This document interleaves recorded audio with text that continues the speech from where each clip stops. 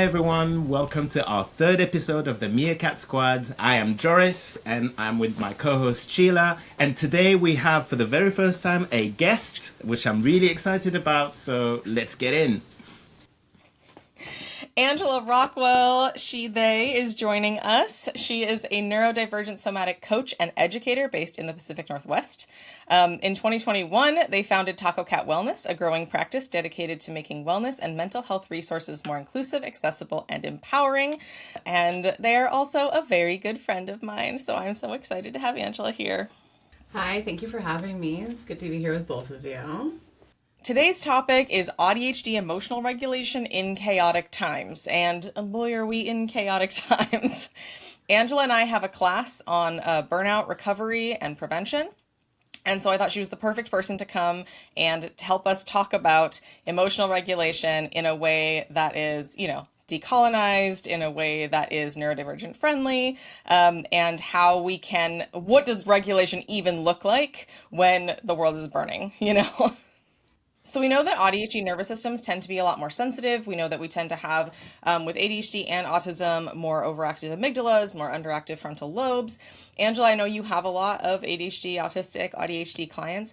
How do you see them reacting differently to stress and trauma than maybe a neurotypical person might?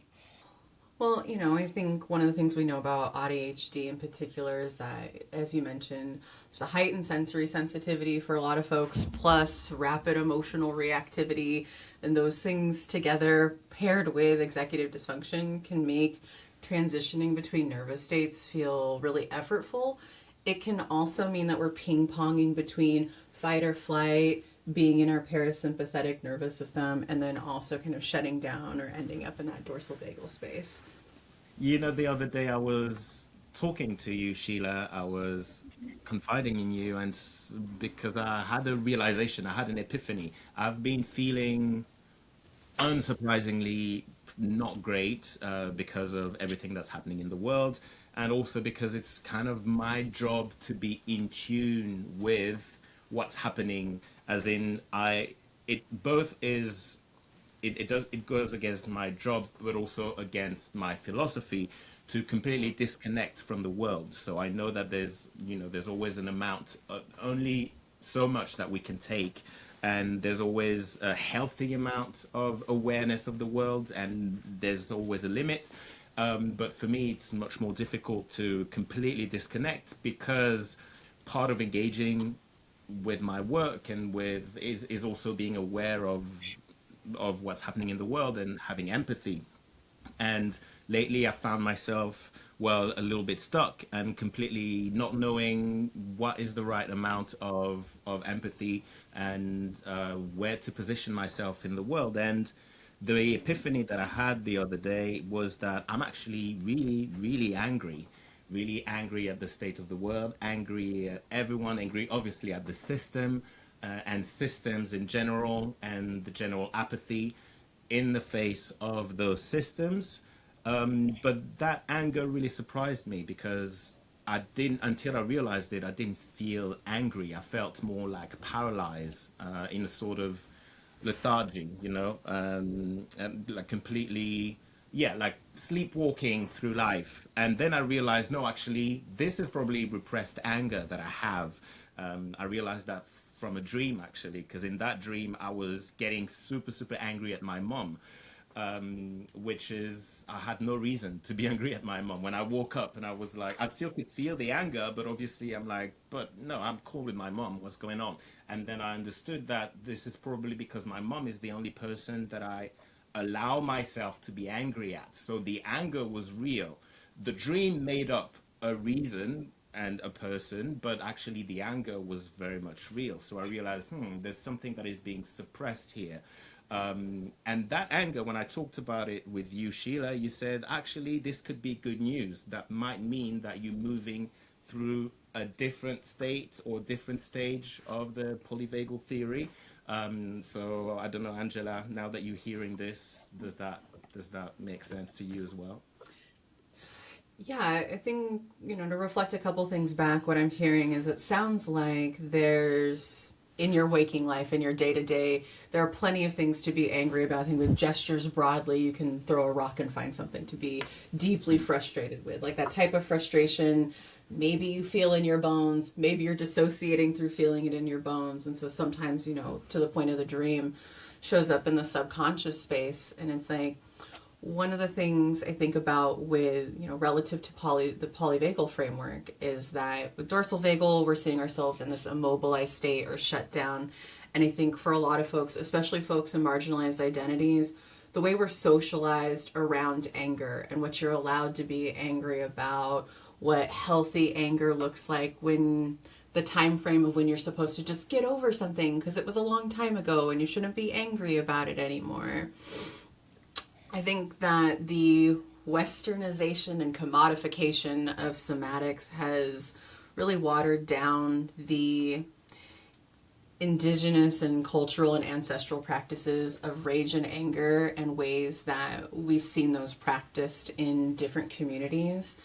And I think one of the things that we're missing in a lot of Western societies is just the acknowledgement that there is lots of shit to be angry about, and you're not...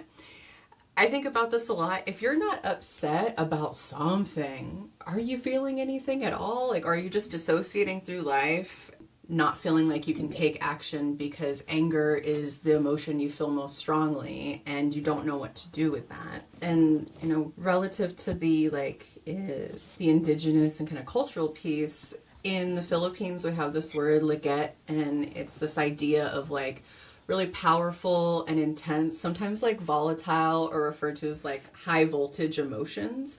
But it represents this like uncontainable, like kind of rage, but it's given space in the community to practice and express with other people in healthy ways. And then over the years through colonization, that gets shaped out of people, where we have these practices of coming together to be rageful, to be angry in these functional containers where you let those feelings go and then you do a thing about it.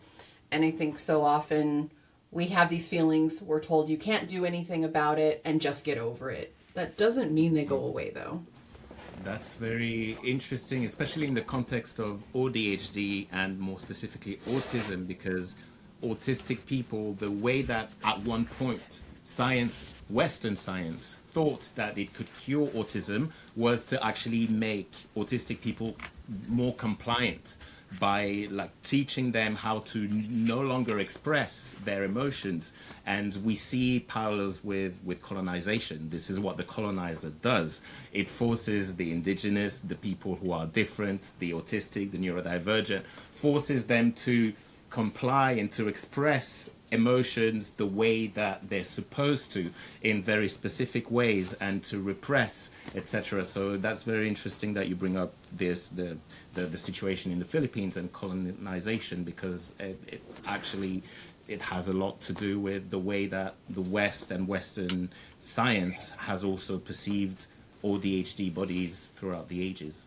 Yeah, I think there's been a lot of demonization of feeling, and I think that's like a huge Protestant, push, and has been a big issue too, in the more higher demonization when it comes to, people of color versus white people feeling or expressing rage, sadness, all of these things, these big feelings, and one of the things that in polyvagal theory, like a lot of people talk about, is potentially, this needs more research, but potentially going through the fight or flight is one of the main pathways out of dorsal vagal. And this is like a huge thing in the AuDHD community with autism, with ADHD, the getting stuck.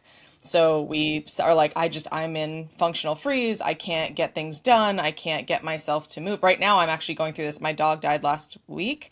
And luckily, I'm in touch with my feelings for some of them more than maybe some people are. And I understand there's a grief process happening, but getting motivated, getting myself to do things, getting my brain to work properly, is really rough, And so I'm purposefully holding space, making space for myself to grieve, like sitting and just being like, okay, for this next 30 minutes or hour, I'm going to sit and like look at pictures of my dog and cry. I'm going to actually like give myself space for this, to actually like have the feelings. But grief is much more accepted than rage, than anger, right, in our society, or even fear, like actually expressing fear.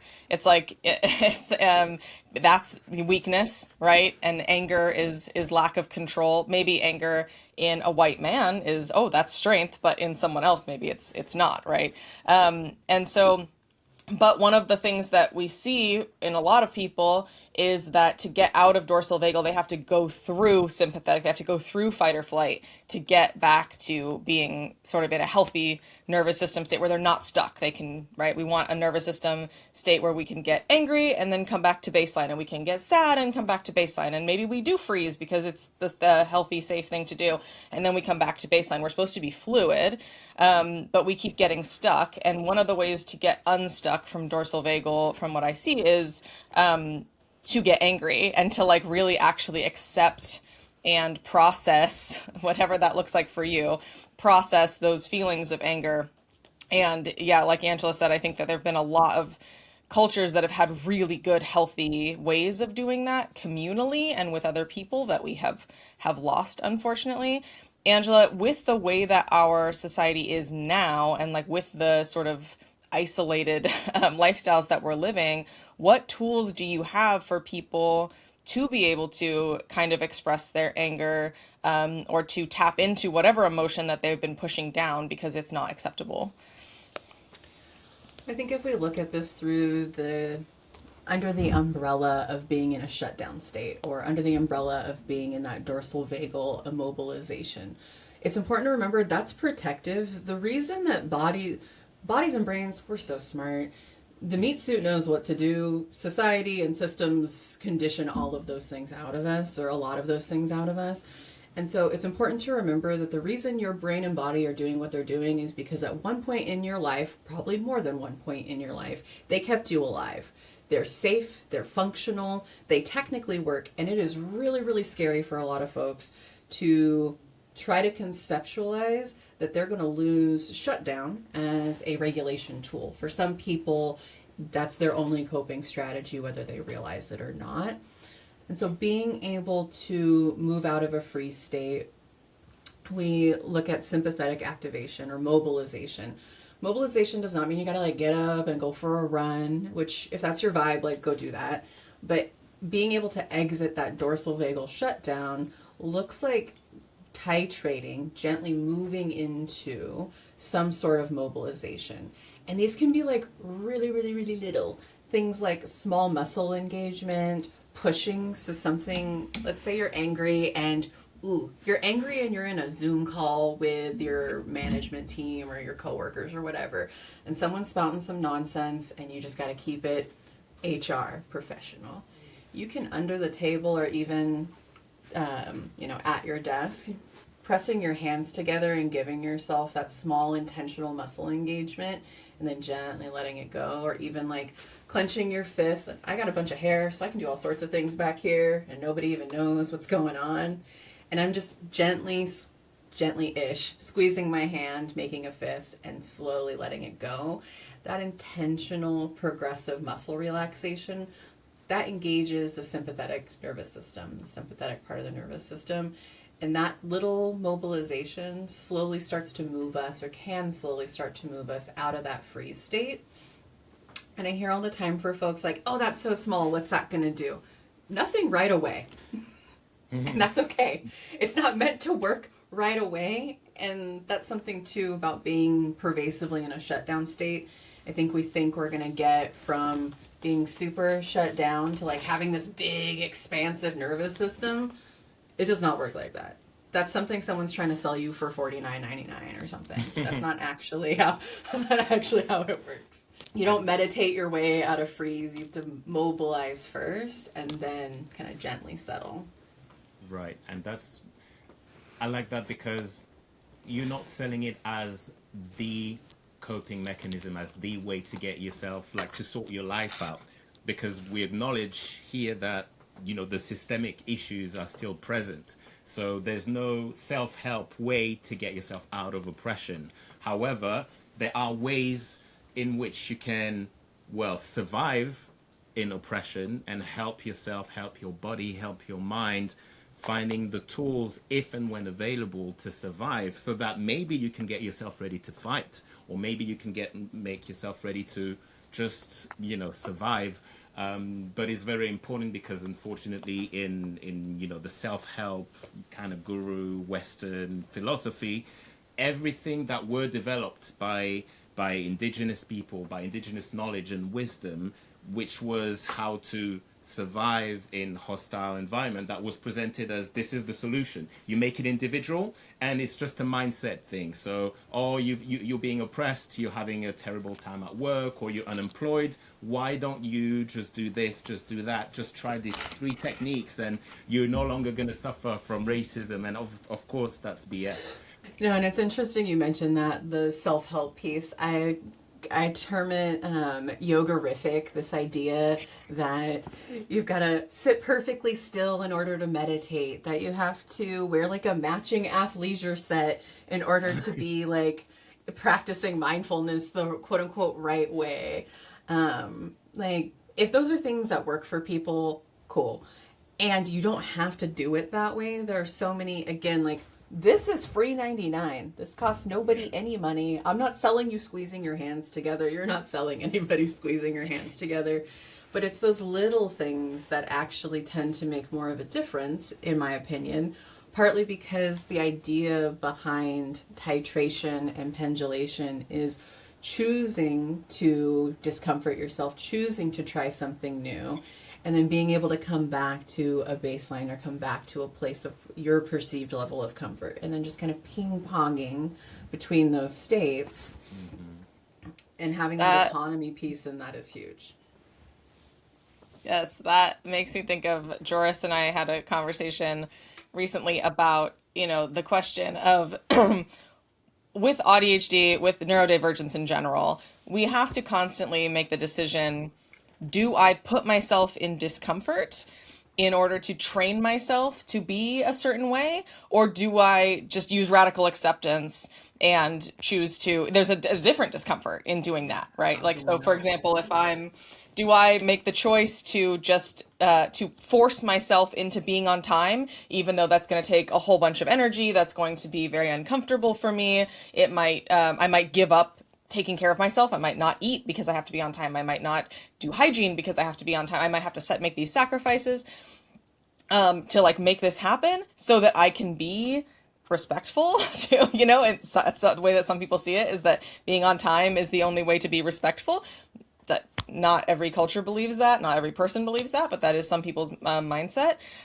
Or do I choose radical acceptance and say, I'm just the person who's late? And then there's a different discomfort in that I might get fired. I might lose friends. People will think I'm disrespectful. People will think I'm lazy, And so we were having that exact conversation about how to titrate comfort. Yeah, how do I know if an effort is worth making? And then eventually I get to a state where I'm actually glad that I made that effort, or I'm actually doing violence to my brain, to the way that my brain is wired. How do I tell the difference? I have this conversation a lot with folks, in that, especially when we're looking at complex trauma paired with autism, ADHD, AuDHD folks, and many AuDHDers also have CPTSD. And so when we look at that, our nervous systems are so sensitive, this little hairpin trigger, as it were, for some of us. And we're perceiving, and I think especially with the way we love social media, and also with the therapeutification of everything being available and people using that type of language, you're not always triggered. Sometimes you're just uncomfortable and you don't like something, but it's hard for people to know the difference, I think partly because of how we talk about it. So thinking about like harm versus discomfort, if, let's say, okay, I have a neighbor that has a young baby and I can hear that baby crying sometimes. I do not love the sound of children screaming. But I'm discomforted. I'm not triggered. It doesn't remind me of anything. It's not bringing back a somatic memory or creating flashbacks or anything. I just don't like it. And I'm discomforted. So I put my headphones in, and the baby cries because babies are allowed to do that. And I put my headphones in because I'm allowed to do that. And everybody just has a nice time being neighbors, right? There's a difference between me getting comfortable or practicing distress tolerance around this next door neighbor of mine crying versus, let's say I work in a workplace where my boss screams at me every single day. Right. This is common in I know this is common in kitchens. So let's say I work in a kitchen and my boss is screaming stuff at me all of the time. I can learn how to be regulated in the face of that type of stimuli screaming. Learning how to be regulated in the face of discomfort does not mean I am perpetually tolerating it. It doesn't mean I'm turning this narrative into, well, every boss in a kitchen screams, so I just have to deal with it and I better get used to it. We don't want to normalize certain things, especially when they are harmful. And that's part of being able to tell the difference between what is discomfort or prickly, sometimes like nervous system somatic prickliness, I'll refer to it as, versus actual harm that evokes flashbacks, evokes that dorsal vagal shutdown, that fight or flight response for you. Right. So when you mentioned harm, there was a light bulb moment, and I realized, okay, yeah, it's like there's a difference between being uncomfortable and experiencing harm. But there are moments where I can't really tell in the moment whether something is harmful. There's a difference between the present and the future. I'm going to give an example with the way I socialize. I know that I enjoy being with people. I enjoy, having friendships and nurturing those friendships. So it would be for my long-term benefit to constantly to engage with people, to go out, etc. And not doing it would cause long-term harm.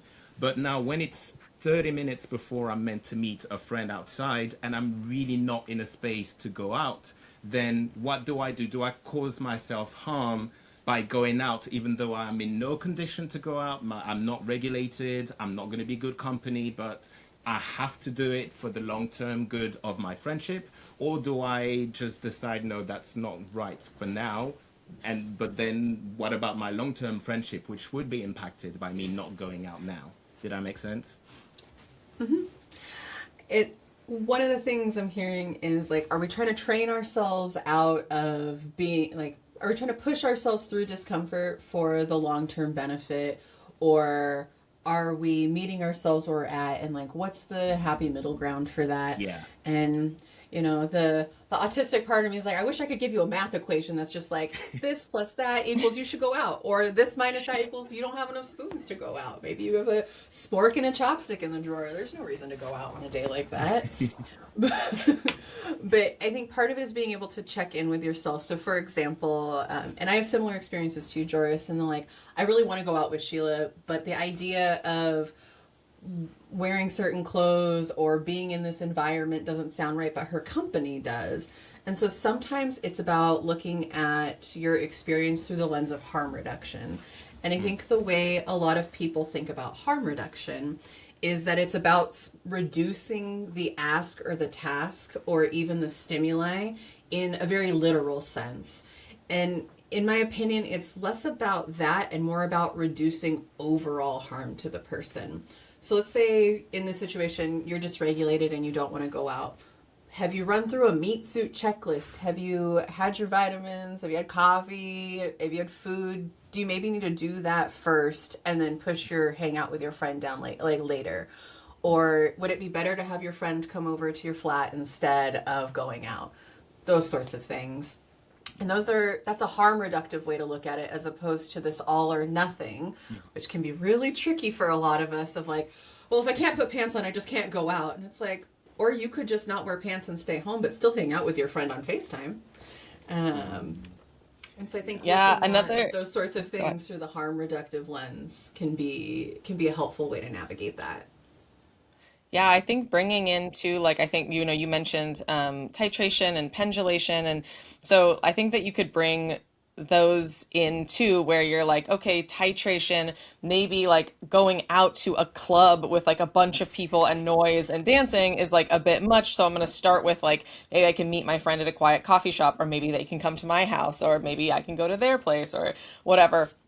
And start small and push yourself little by little. Or pendulation, where you're like, I'm gonna go out and I'm going to stress myself out, but then I'm going to make sure maybe it's going to only be for 20 minutes, and then I'm going to put myself back into my comfort zone and kind of intentionally take care, do aftercare.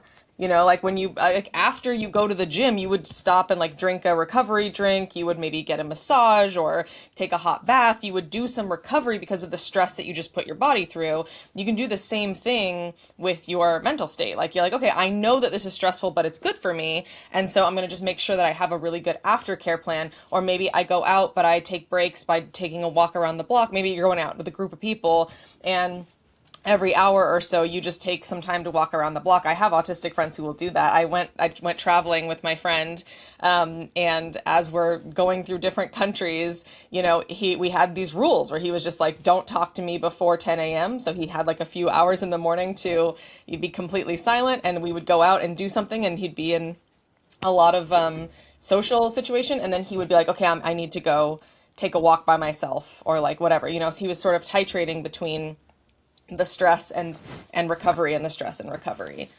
Right. So for the viewers and listeners, this might be the first time that you hear those terms, titration and pendulation. So just to clarify, what is the difference? How would you describe the difference between titration and pendulation? So, titration is this idea of small doses of activation. We are not, please, we are not going 0 to 100. So I think, let's say you're afraid of snakes, for example. You're not going to go from being terrified of snakes to the point of like dorsal vagal shutdown where you're feeling like lightheaded, like you're going to pass out, to like hanging out in a snake pit. That 0 to 100 is something that would not serve you in the short or the long term. So titration is small little baby doses of activation. And pendulation is moving between activation and resource. So like Sheila's friend, of moving between activation, high peak social time, lots of stimulation, and then resource, more solitary, quiet time. And one of the things that does is expands your window of tolerance, or expands your capacity to be able to tolerate discomfort and distress. Mm-hmm. I have a visual example I can give of this, if that's helpful. We love visual. For many of us, let's say that I'll just use myself. Remember, this is a podcast, so try to describe the visual for those of who are not watching the video. So for those of you who are not watching, I have a yellow resistance band, and it is at full capacity. There's no knots or kinks in it. And so what I'm going to do is I'm going to knot it up. So I have autism, and that's a knot, and it changes my capacity. And then I also see PTSD, so that changes my capacity. And then I'm brown and queer, and that changes my capacity in certain places. And then, you know, for good measure, we've got some anxiety and depression. And so now I'm looking at kind of a tangled ball of this resistance band with all these little knots. And so if I try to go 0 to 100, I'm going to actually end up, if I try to pull this really tightly and really expand it, I'm going to end up tightening all these knots, and they're going to be really hard to unstick. But if I do one at a time, so if I'm depressed and I don't really want to get out of bed, but I move my body out of bed to feed my meat suit, I'm going to undo one of those knots. And so I just gained back a little bit more capacity. But again, now that I have this capacity, I might get excited and want to stretch it out, right? But that might tighten those knots. So you want to be conscientious as you go through this titration, pendulation experience of being thoughtful about how you undo your knots, your metaphorical knots, as it were. Yes, I think the really exciting thing about that is that you actually can increase capacity. And I think there is this sort of fatalistic vibe in the neurodivergent community a lot of the time. It's just like, I'm autistic, so I can just never have friends and never leave my house. I'm ADHD, so I'm just going to be late and I'm going to interrupt people and I'm never going to be able to get A's in my class or whatever. And it's just like, that's not real. We can increase our capacity. We can increase our window of tolerance. Different people have different amounts of knots and different amounts of tightness of knots. And so they might not get to a certain stretch, right? They might not get to a certain place. But we can always keep improving and keep building our window of tolerance in order to get our needs met and make our lives better. And like one of the craziest things I heard was I was talking about how important it is for ADHDers to be bored. There's plenty of research on this, and I think there's a lot of common sense if you just think about it. It's so important. What? I don't know her. Bored? Never met. And so, but like, I mean, just understimulated, right? So yeah, I mean, my brain is so active that boredom actually, yeah, probably doesn't really happen for me personally, but being understimulated, right? So for a lot of ADHDers, it can feel painful to wait in line, to sit quietly, to do these things. And that's not necessarily harm. That is not harm, right? And I was talking about how it's important for us to build our tolerance for boredom, build our tolerance for understimulation, because the opposite happens when you're on your phone all the time. Then we have less and less and less tolerance for quiet. We have less and less and less tolerance for waiting, for pauses, for mindfulness, right? Which we need to function. We need mindfulness to function more than anyone else. And someone responded to my video, "You're encouraging self-harm." And no, I'm not.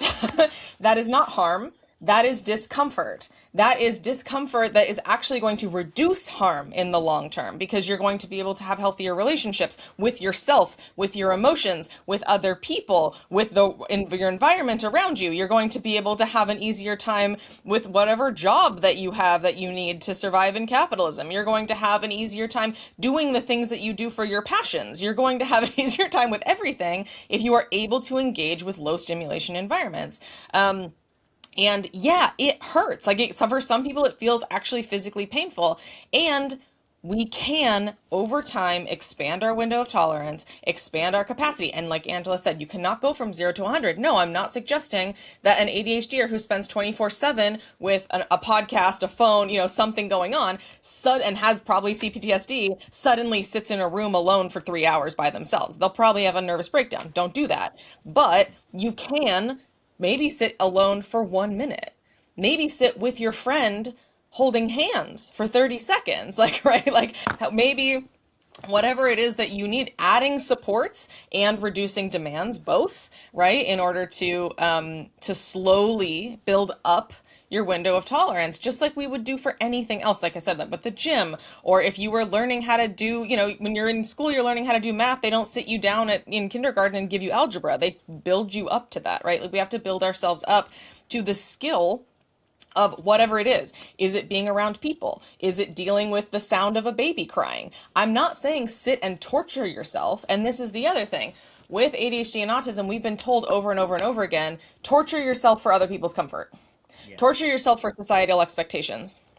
There is a difference between Angela saying, well, I guess the baby has to cry and I don't matter, so I'll just suffer, right? Versus, hey, that's a baby that's crying. They have the right to cry. I need to take care of myself. I notice that this is something that is upsetting to me. It's upsetting my nervous system. It's upsetting my sensory needs. Like this is something I need to get some headphones. Maybe I need to do self-soothing in other ways. Maybe I need to step out away from my house for a little while. Whatever I need to do, I'm going to take care of myself. But that's not the same thing as saying I'm just going to let myself be tortured. And it's not the same thing as saying, well, I can't handle babies crying, so I have to move and somewhere where there's no babies ever, and I'll never be challenged by any sensory issue again.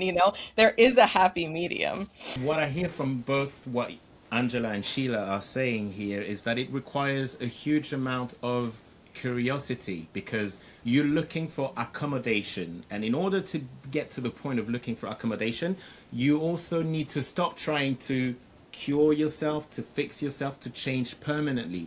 Looking for accommodation that requires imagination, that requires curiosity. So that also requires acceptance. You have to not be in denial of your capacity, of what you're able to do. You have to accept that there will be times where you'll be able to do something, and then other times where you won't be able to do the thing. And instead of trying to force yourself, instead of trying to fight it, you'll just take stock of the situation, you accept it as it is, and then you find ways around it. You find ways to deal with it. You find ways to accommodate the situation. So that requires self-acceptance, that requires curiosity and imagination.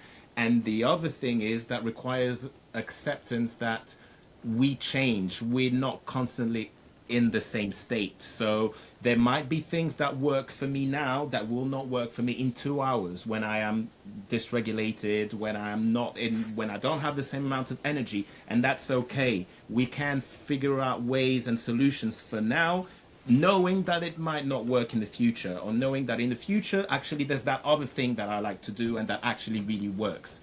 So accepting that we change. I think that even with my other friends, with my other AuDHD friends, they really struggle, for instance, with impulsiveness. And how do you, for instance, how do you not immediately respond to a message that somebody sent to you? And, and I said, I trust that in the future I will probably be better at answering that message. When I am more calm, more regulated, I'll be more imaginative in the way to deal with the situation. So I trust my future self to handle it, because right now I know that this is not the best version of myself to be in that situation. So the knowledge and the acceptance that I can change and I will change, that also I think helps me a lot.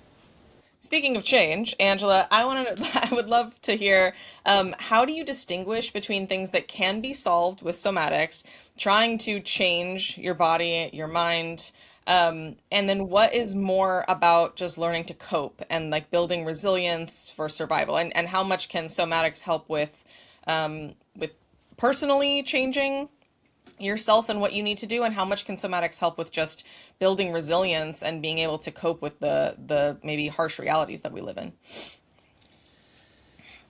I think kind of coming back to some of the points we were making earlier about like Western psychology, Western mental health, Westernization of ancestral and indigenous practices, most of those are about rugged individualism and avoiding discomfort. And that requires a certain level of perpetual avoidance by nature. And we're talking a lot about choosing to titrate into that discomfort, to learn how to tolerate discomfort. I think it's interesting that you mentioned boredom. I imagine folks have seen those videos where people are raw dogging boredom. Please don't use raw dogging for anything. Don't do that. People are raw dogging boredom and just sitting still for an hour trying not to move. And it's like, that's not actually learning how to cope with boredom, because when in your life are you sitting there for an hour doing literally nothing? That's not a natural environment that you'd experience that in. And one of the things I think it's really important to practice somatics, practice your discernment around when to express your anger, when to modulate your anger, so coping doesn't mean that we're tolerating indefinitely. So kind of the example I gave earlier about like your boss yelling at you in the kitchen. We're not tolerating that indefinitely. We're learning somatic skills and distress tolerance so that you can tolerate it long enough to have a job and maintain financial survival while you look for another job where you don't get yelled at. Right? And so it's this idea that we're capable of change, we're capable of accommodating our current selves and our future selves. But part of that is, to your point, Joris, around acceptance, accepting that we go through these cycles, these phases. And one of the things I tell my clients is, it always gets better and it always gets worse. And I think people tend to think of that literally in the like tit for tat or one for one sort of way. And my interpretation of this is rather that there's like an ebb and flow and kind of the chaos of the universe in like a physics way, and also a little bit in like a metaphysical, spiritual way too, that behavior individually and collectively can be so unpredictable and can appear random. And there's a lot of sensitivity we experience in those changes. And when we want predictability, I think sometimes a lot of us, especially I see this in myself as an autistic person, like that rigidity of like, I'm just going to stay here. I'm just going to hunker down and do the same things I've been doing and hope that everything stays the same and I'm not distressed and I'm not dysregulated.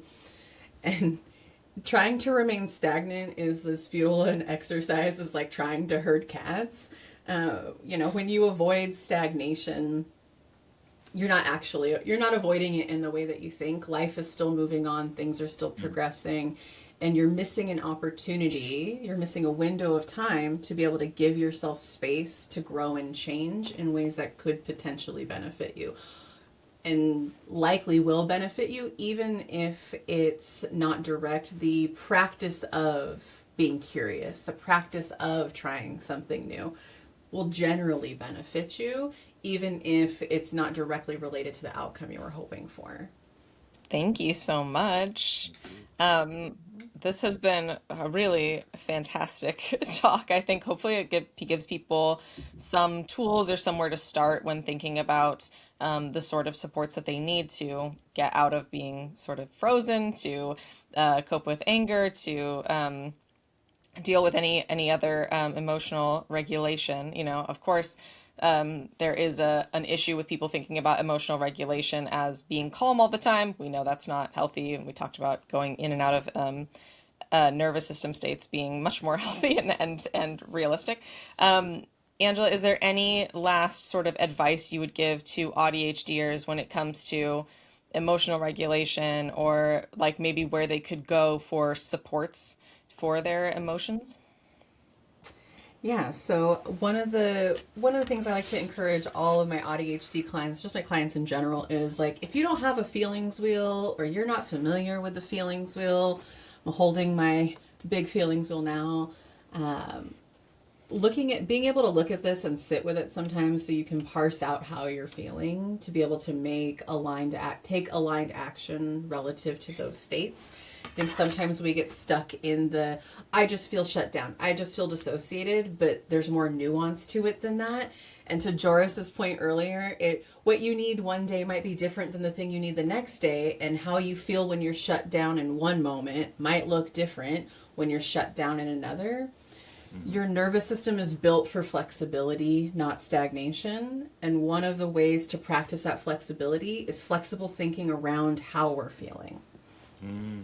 Yes. Thank you so much for that.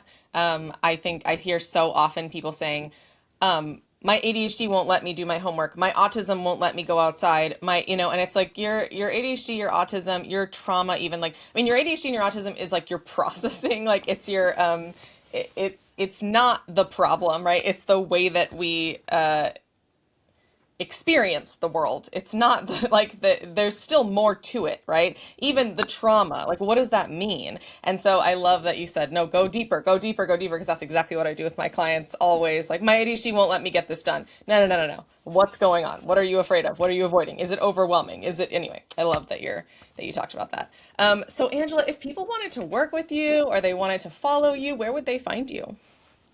So you can find me at tacocatwellness.com and on all social media platforms at Tacocat Wellness. And we offer free resources. I do a semi-monthly-ish, spoon count may vary, free somatic snack class, usually once a month or at least once a quarter. And so that's a good way for folks who are somatic curious to practice some somatic snacks from the comfort of their own home. And so, yeah, those are the places that folks can find me. I am currently accepting new one-on-one clients, and we'll be bringing some groups back at late spring, early summer-ish. So follow along at tacocatwellness.com. Yay, thank you. And if you join our $10 Patreon tier, you will get a very special ADHD specific somatic snack class from Angela in March that I'm very excited about.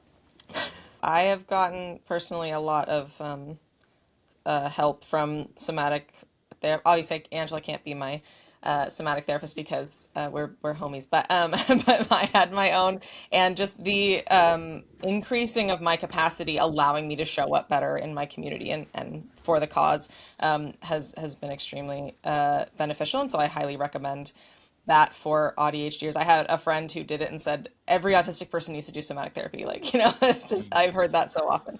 I hear that from my clients a lot too. Or if you're neurodivergent and you want to practice somatics, find a neurodivergent person who teaches us somatics. It does absolutely make a difference. Yes. Thank you. Thank you so much for having me. Yeah. It's been a delight. Yes, a lot to think about and a lot to practice as well, and to connect with, well, yeah, with the state of the world and with finding our place in it and how to handle everything that's going on. So thank you. Yeah, absolutely. Yes. Thank you both.